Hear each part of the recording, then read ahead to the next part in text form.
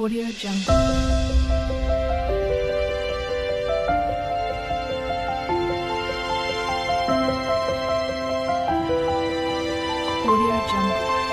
నమస్కారం.